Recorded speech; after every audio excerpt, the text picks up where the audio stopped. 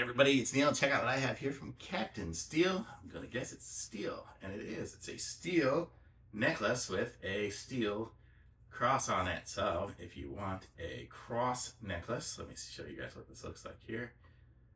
Looks basically the same on both sides. I don't know if there's a front and a back to it necessarily, but it's just a shiny steel cross. And it's on the chain, and the chain has a little clip over here. Let's see, I'm right-handed, so let's see if I can open this up right here so you can see the clip goes like that, just like one of those little grabber clips. And then you can put it on, and it'll look like a little cross when you're wearing it. So very cool. It's a good size cross. It's not too big, too small, or anything like that. I know I've seen some. I did a review of actually a different cross that was huge. So you get different sizes. So there we go. So if somebody wants a cross, this is a nice one for them. Pretty cool. Nice little chain too. You can see it. Kind of cool chain, cool cross. Very good.